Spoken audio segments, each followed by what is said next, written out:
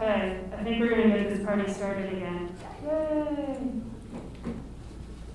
So we invited a subject matter expert today here, Patrick Milkey from GSK. He's one of our employers that SCC and our Department of Workforce Solutions has worked with quite frequently. He is a very great employer because he's super knowledgeable about all of the things we're going to talk about today because his company has participated in all of these programs and utilized these resources. So if you have any questions, now is your chance to ask those, especially from someone who's been through the process. So he and Elliot are going to go through kind of what it's like to work together, how to get these programs started, what it means for an employer on their side, and the benefits, pros, cons, all those good types of things. You can put in the hard stuff too. We want to hear it all. So anyway, I'm going to hand this over to Patrick.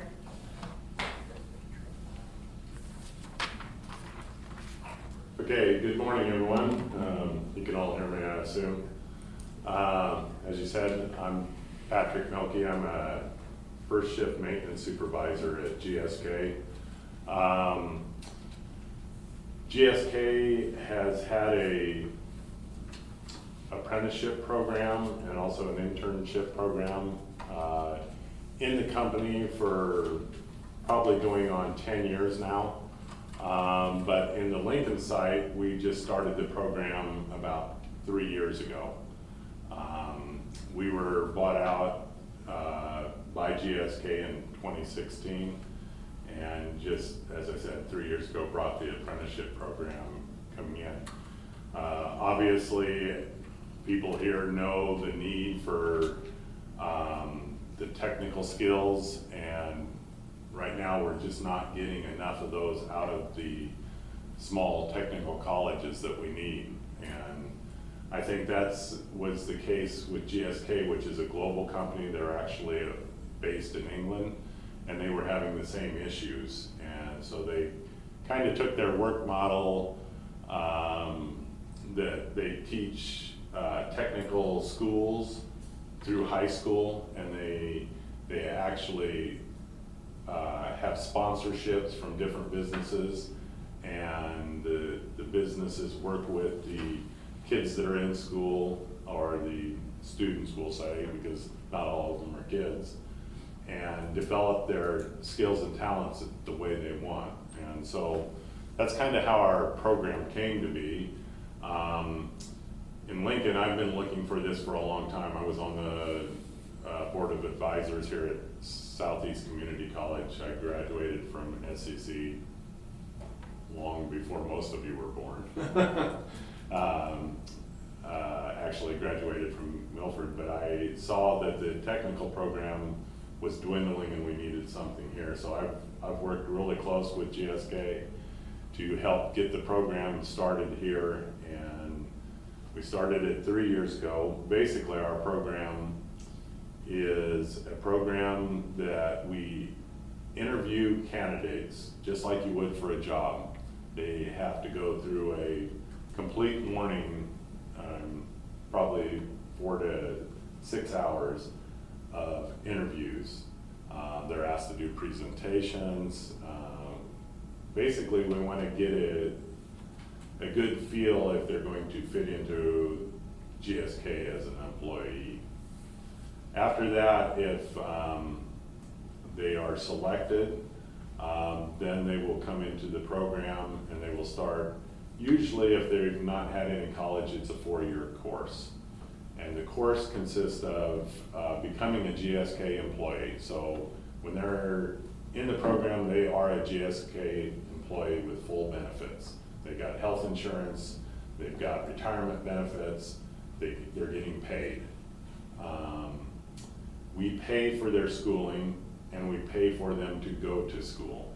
And when they're not in school, then during the normal 8-hour workday, they're expected to be at work learning on the job with a mentor or mentee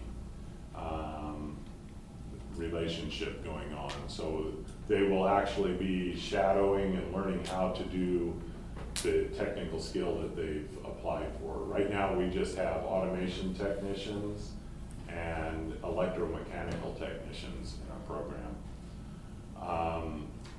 What we try and do with the program is we try and give them a well-rounded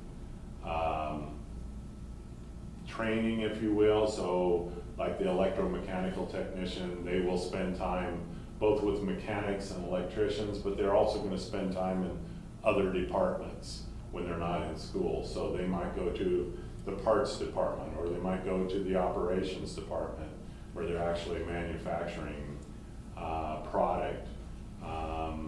They'll spend time with the automation group, even though they're not in automation. It gives them a good idea of how things are done in the company, and when they're done with the program, then they will be that much more valuable as an employee to us. We have just completed our first trainee, Monty Mum. He's going to be offered a job. He just completed his training in August here. And you are guaranteed to be offered a job at the end of your training. And so we will be offering him a position. I can tell you that it's worked out great for us. On a number of occasions, we've got apprentices at the 2-year level and a 1-year level right now, and we're looking for other apprentices to come into the program. So that's kind of basically how we do the program. We do, GSK does work with the Department of Labor, and there is actually a degree that is given to the electromechanical tech, as well as the degree that they earn at Southeast Community College. So that's basically the program. I don't know, do you have anything you want to speak to, or do we have questions? A lot of the stuff he touched on echoes some stuff I was talking about earlier, so that's Okay. enforcement. Patrick, about 2 years ago, we had a program with OPS put together for electromechanical. Because similar to what you just said, how we need. So we proposed the fact that juniors and seniors in high school would come to us, the operations could run fast enough away from it. Because they felt they weren't set up for it. They did not want to dedicate a person that would be with that person the entire time, because they're worried about injury, et cetera, et cetera. How did you work through that? Because again, it's all set up, the operations the one that did not want to pursue it. They wanted to become students in college and then bring them on that way, not 16, 17-year-olds. Yeah, and we're the same way. They don't want anybody that is not a legal adult status, so they have to be 18. So the college student or 18 or older. 18 or older, yeah. Okay. Obviously, we are trying to reach out to the 17-year-olds and getting them to apply while they're a senior in high school to get them into this next step.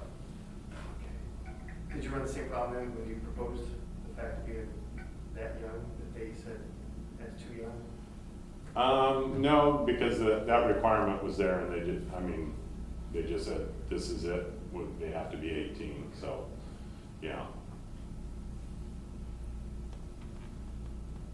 Other questions? Patrick, are those individuals, is that specifically their job at GSK, as they work with the apprentice? No. Apprenticeships, or they have other, how does that work with your? So basically, when the apprentice comes in, depending on the job they have, they're assigned somebody actually in the department. So like I'm over maintenance, I'll assign them a maintenance tech for, say we're shadowing the electrical. So the electrical will become their mentor, an electrician, and they will work with that person depending on what area we're looking at for a period of time. So if they're electromechanical, they're going to be heavily with the electricians and the mechanics, and they will be learning the area from one specific person. And they actually have a checkoff sheet that was provided.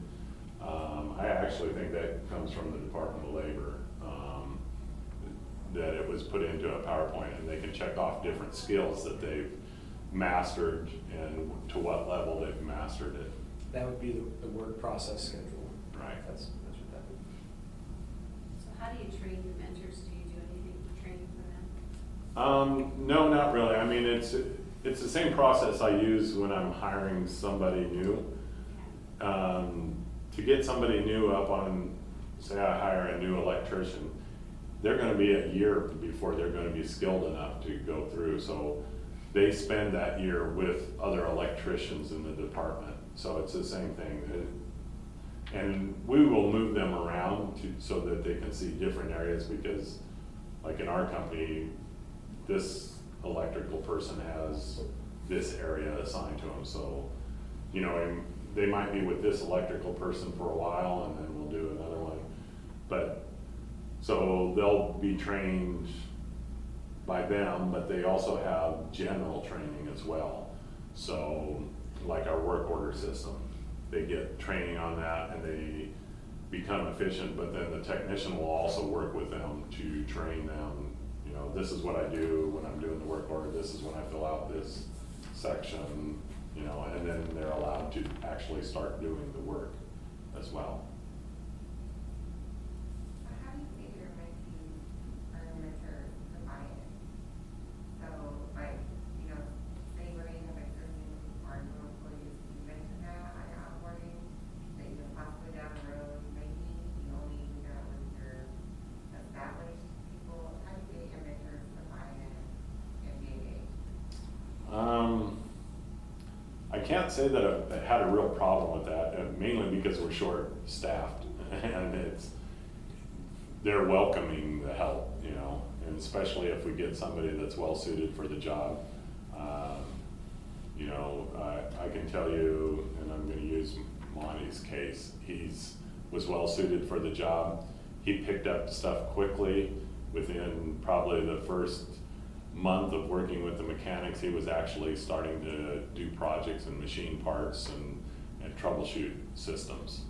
And so they've seen it now, they've seen it once, and I think they're very open to it.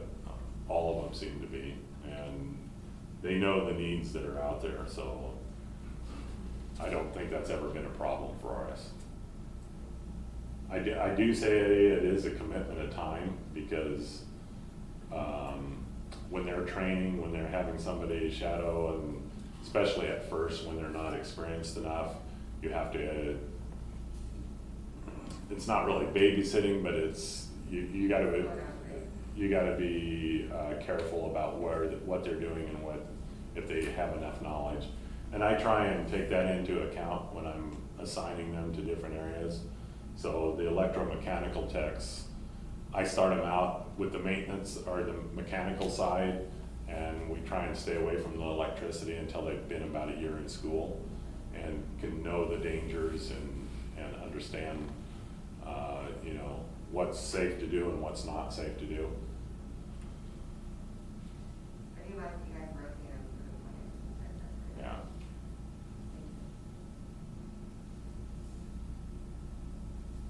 How many people have you had go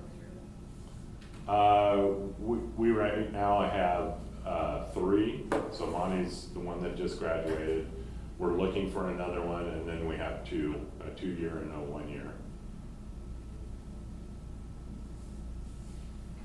And that does become a problem.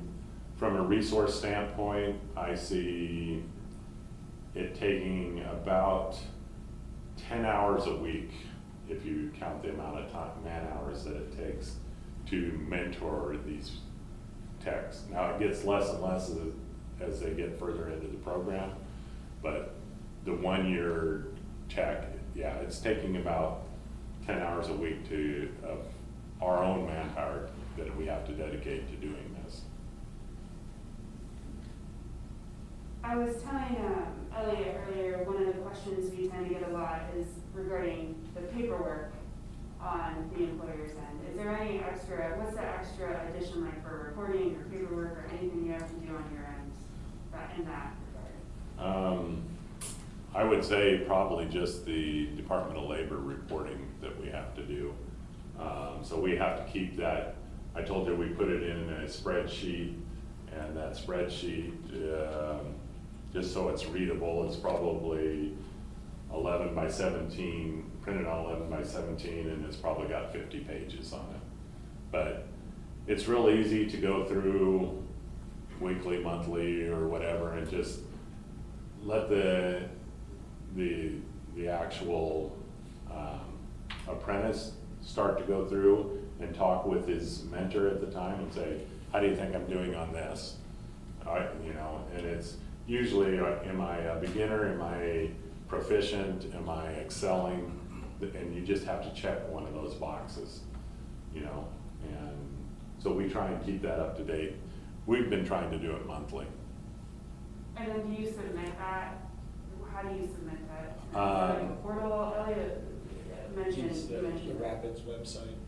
Yeah, I'm not involved with that part of it. I just turn it over to our apprentice lead over in England, and they take care of it from that point.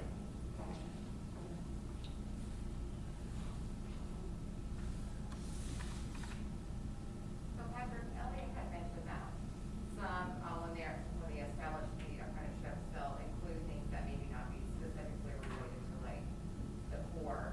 So he had mentioned like an accounting class. Have you guys incorporated any like soft skills, like leadership skills or anything else into this program in terms of just, you know, creating future leaders in PV or just, you know, helping to embrace the culture of GSK? Do you build any other additional, and if so, do you find that valuable and would be encouraged to consider those pieces when looking to build an apprenticeship program? So, as far as like the mechanical techs and the automation techs, there's some basic skills that are built into it. You know, being able to do presentations in front of groups, things like that. Being proficient at the computers skills. But there's not a lot of leadership added to it. Now, we actually have a different program which I'm not as familiar with. It's an FLP, and that's an internship. So, and that's usually for college age students that are towards the end of their college. And that's a future leadership program that helps them develop into a leader. So to me, that's probably separate from the apprenticeship. Do you have to apply every year for the apprenticeship program, or to have your apprenticeship registered? How does that, is there a sunset on Elliot, or is there a? If there's no one enrolled for over a year, then it becomes unregistered. Okay. It does not, that's done by the US Department of Labor, so I don't have a role in that. If my role in that would be, hey, nobody's enrolled in this program, maybe you should reach out and see what's going on, why is it? And there may just be, oh, we're fully staffed, we don't have a need for it, so it becomes unregistered, or they're just like, we just don't do that anymore, but, you know, whatever reason there might be, but it doesn't mean that it's deleted and gone forever. It can never be gotten back. It just means that it's unregistered at the time, so 1 year with no enrollees. Where are you going for your candidates? Are you, because I know we've talked a lot about the schools and stuff, and I didn't get a chance to ask Elliot earlier. It looked like he said once the program's set up, you go to hiring centers or things like that. Is it the job? Is it like you reaching out, or are you assisting in them finding candidates? I refer, if the business is not already connected with an area career center where there are business service reps and, you know, veteran reps and things like that, if they are not already connected to them, I send, hey, by the way, we also have career center in Lincoln or Omaha or Grand Island, wherever the business is located in. Is that the American Job Center? Correct, yeah. Okay. So I'm not involved with the job seeker portion of it. Okay. So where we go is everywhere. I mean, we're trying to get the word out to high schools, we're trying to get the word out to the community colleges that are around. Now, we specifically, GSK picks a college they work with for the site that's doing the program, so we pick Southeast Community College, but we do advertise all over, and it's just tough to get candidates. I'm not gonna lie, we put on 3 or 4 fairs this year so far, and we got no candidates out of it, so it's tough. I ask because we work, me and John here work for Equus, and we're kind of partnered with the American Job Center, but our company actually lost that contract, but we still have a relationship. But that's why I'm curious, because my goal is to attempt to find people those apprenticeship programs as well. Yeah. I've worked with a couple of the instructors that do high school presentations, and the big thing is to start getting the information out, not to the high schoolers, but we need to get it out to the middle schoolers, because by the time they're in high school, they're finding out it's too late. We actually need to get information out there. No, we can't do anything with you right now, but hey, this is available when you're a senior, apply for it. Do you go to their parents at all? What's that? Do you like have parent-child meetings or anything like that? No, we haven't done anything like that. We've done a couple of career fairs at Southeast here. We want to start getting out to the schools and actually start doing it. Yes? I work for the American Job Center outreach specialist. After the meeting today, let's get together, Okay. okay? Yeah. And that's the other thing that we encourage. This is not just for high schoolers. It's for somebody that wants a change in career. Because we're paying them while they go to school. They get paid for 40 hours a week, whether they're at school or whether they're at our plant. So I know that Lincoln and Equus and some of our other partners who are here today, some of our nonprofit partners in Lincoln. Lincoln is we're a very large refugee resettlement area.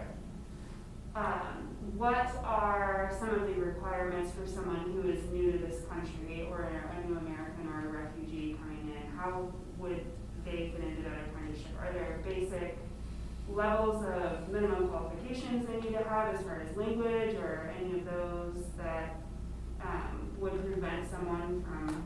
I don't see anything that would prevent them. I mean, obviously they have to have, I don't know if a visa is considered okay for the apprentice, but I think any citizenship obviously would probably be the requirement. I could check on that and find out. Okay. But no, there's some very basic tests and skills that we go through in the interview. They'll have a basic skill test, like put this part together that's shown in this picture, and everything's in parts and they have to put it together. Or, wire this electrical cord, and it's got pictures on exactly how to do it. If they can follow instructions like that, then that's the basic skills. They have to, I told you they had to put a presentation together. So they are given subject matter and they have to put a presentation together, just showing what kind of computer skills they have now. So.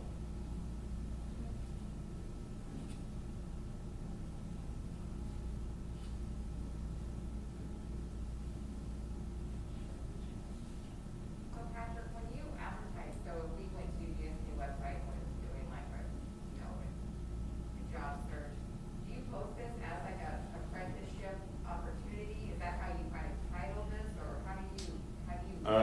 Yeah, I was gonna have a packet here. I was gonna see if I have the slide.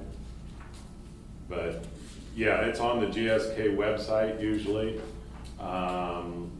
that we're looking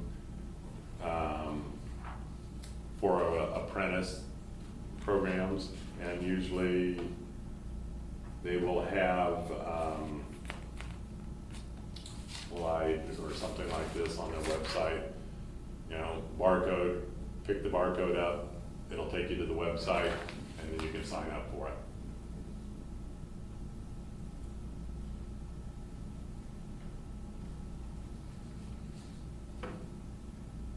when was your last new class of folks that started in an apprenticeship program with you? So, a year ago, we had a new apprentice start.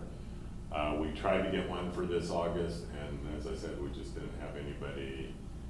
I shouldn't say we didn't have any candidates, but we didn't have any qualified candidates that passed the, even the initial screening, so.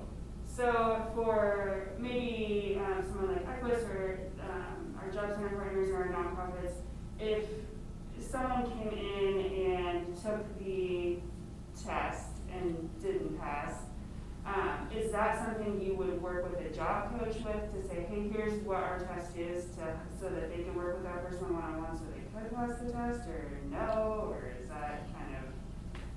I would say, and I'm not sure if I would call it a test even, it's more of an evaluation. Sure. You know, do you have mechanical aptitude? Do you have, you know, things like that.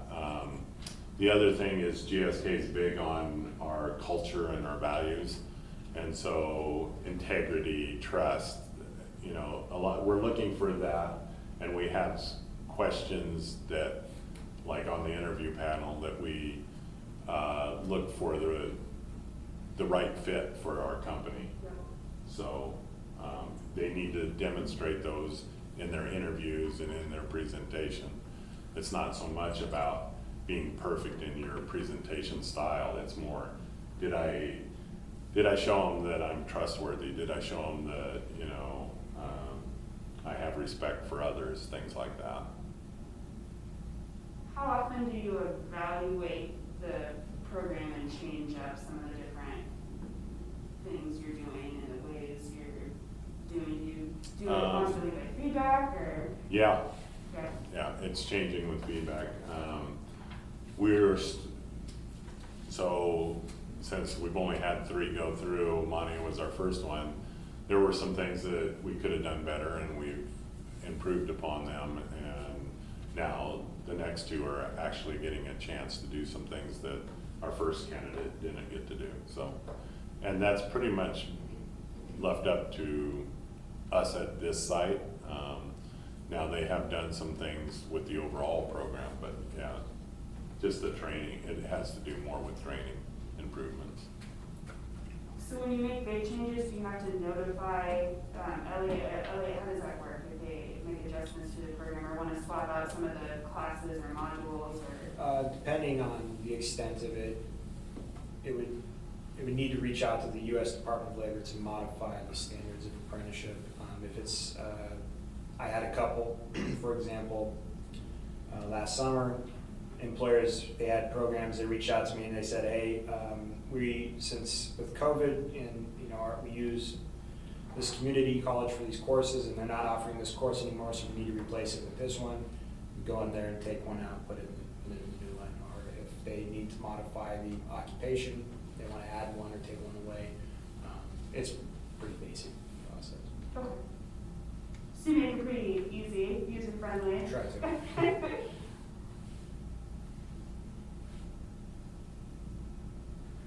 Does anybody else have any questions?